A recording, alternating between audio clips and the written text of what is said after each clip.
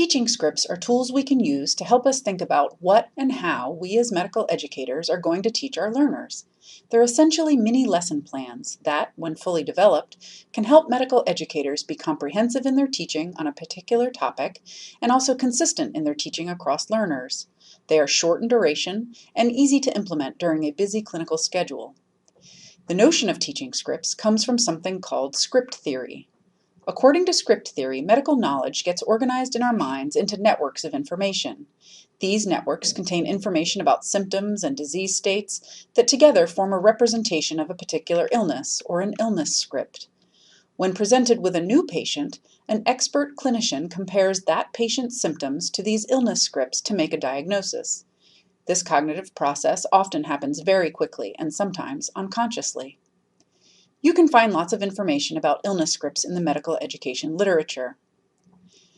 Teaching scripts are how we help learners develop their own cognitive networks of information.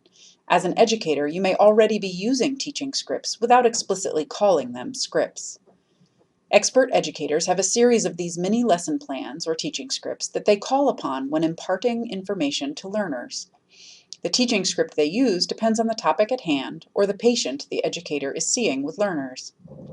For example, if the team is treating a patient who presents with a headache, a preceptor may have a series of predetermined, high-yield teaching points that he or she will be sure to cover with the learner. In this case, perhaps a differential diagnosis of headache-related conditions that would require emergent evaluation and the signs and symptoms for each of those. A robust teaching script will also include instructional strategies that will help reinforce learners' conceptual understanding and create mental links between related concepts. It will also include evidence-based sources to support those teaching points. The process of creating explicit, brief but robust teaching scripts early on in your role as a medical educator allows those scripts to become second nature as you work with cohorts of learners. Explicit scripts that you write out, refer to, and modify over time become seamlessly integrated into your work with learners and ensure that your teaching is both comprehensive and consistent. So how do you develop a teaching script? The first step is to identify a trigger. A trigger is a symptom, a test result, or a physical finding that you commonly encounter in your clinical practice and about which you would like to educate your learners.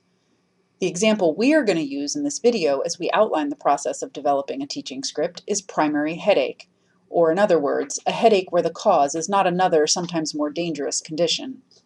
We will develop a teaching script for primary headache, while you develop a teaching script that is relevant to your own clinical practice. Take a moment to brainstorm some possibilities and select one trigger from your clinical practice around which you would like to develop your teaching script. Remember, a trigger is a symptom, a test result, or a physical finding that you commonly encounter and would like to teach about. You can pause this video now.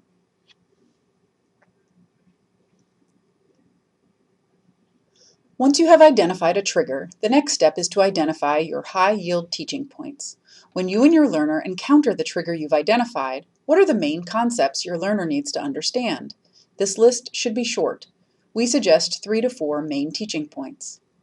For primary headache, we have identified 3 main teaching points that include tension headaches, migraine headaches, and cluster headaches. I'm going to expand on each of these teaching points, focusing on what I want my learner to know about each and what I want my learner to understand about the relationship between them. For example, for tension headaches, I want my learners to be able to describe characteristic findings in the history and physical exam suggestive of a tension-type headache. I want them to describe the laboratory and imaging studies, if any, appropriate for the evaluation of a tension headache. And I want my learners to be able to list treatment options for tension headache. For migraine headache, I want my learners to describe the characteristic findings in the history and physical exam, describe the laboratory and imaging studies appropriate, list treatment options for migraine headache, and I want them to differentiate migraine headache from tension or cluster headaches. I may have similar things that I want my learners to know about cluster headaches, but you get the idea. Take a moment now to brainstorm a short list of teaching points for the trigger you identified. For each teaching point, write a brief description of what you want your learner to understand as a result of this teaching script. You can pause this video now.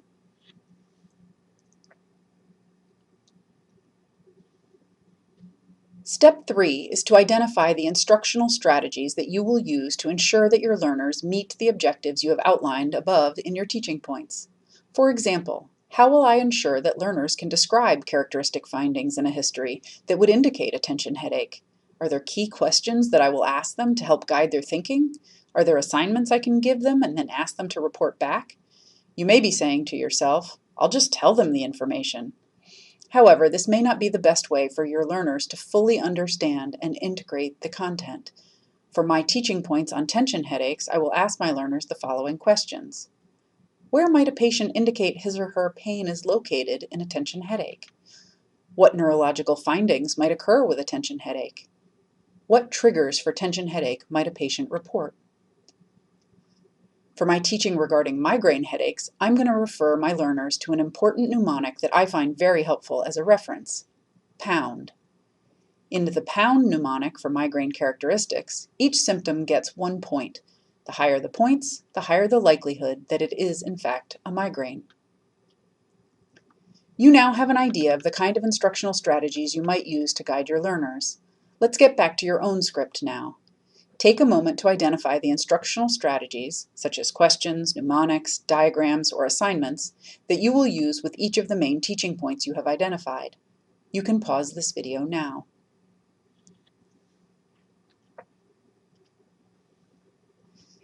Step 4 is to identify 1 or 2 evidence-based sources that support each of your teaching points.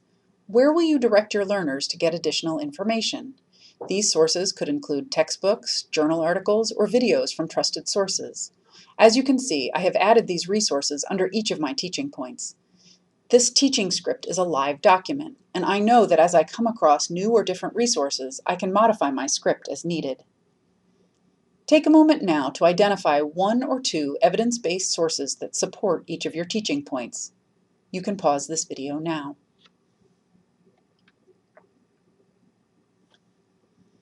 Step 5 is to try out your new teaching script. You can share this script with a fellow educator to get their feedback, or try it on a learner the next time you encounter that trigger. As you try it out, modify the document so that the teaching script works for you.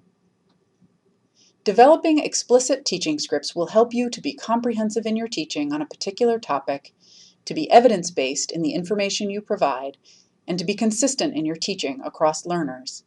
As time goes on, these explicit teaching scripts will become more naturally integrated into your instructional practice, the same way illness scripts have become a part of your clinical practice. You are on your way to becoming an expert educator with your own set of important teaching scripts. Good luck, and please contact us with any questions.